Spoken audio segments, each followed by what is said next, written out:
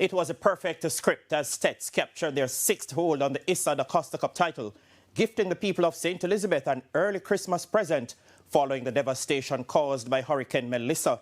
They defeated favourites Glenmuir High 8-7 on sudden death penalties in Saturday's final at the National Stadium. Despite players, staff and their families suffering damage as well as damage to the school, STETHS ticked all the right boxes en route to rural schoolboy football supremacy. Breaking a 10-year drought, having an unbeaten season, having the best defensive record in the competition, and giving the people of St. Elizabeth and Western Jamaica something to smile about. Well, I think Melissa and the troubles that we faced at STETHS really pushed us. We had to come out and show our grit, show what we're made up of, and I think it motivated us to bring back a trophy and give the people something to be happy for after such a crazy disaster. It is a very touching one for me because I and the players, we were in the dam together throughout this time. We never move a muscle.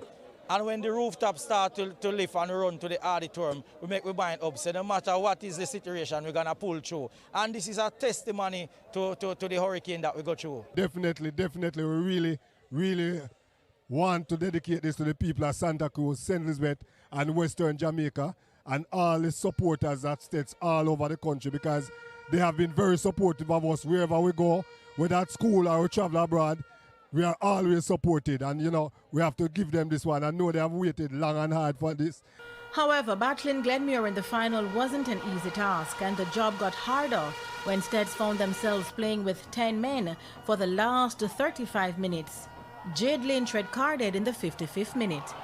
The game ended 0-0 after regular time, and with no extra time, it went to the dreaded penalty shootout, with the STETHS prevailing 8-7.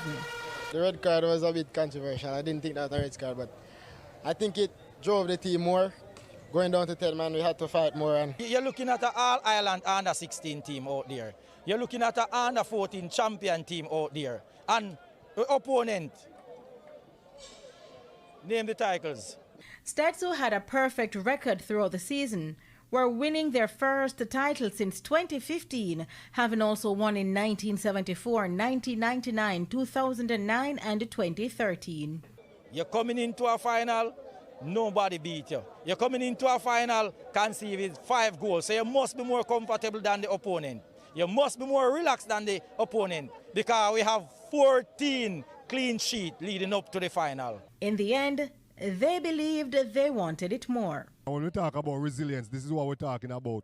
These are boys who come from families where they have real challenges at home as a result of Melissa, and for them to come out and fight tooth and nail to get this done, all of them promised us weeks ago, months. They keep assuring the school that, listen, we are going to win. As I can see, the people that come here tonight to support us, majority of them don't have any current.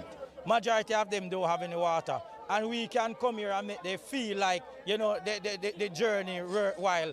That's what we do. Supporter Roy Cook, who was happy he made the trip from Mandeville to support STETHS, roots run deep in Thornton, St. Elizabeth, where his family suffered damage. My friends and I, who was a vice VP at STETHS, and her husband, we came in together, and we came in for this purpose, and we really wanted this trophy. STETHS will face Manning Cup champions Excelsior High in the Olivier Shield in the battle for All-Island supremacy. Denise Walters for TVJ Sports.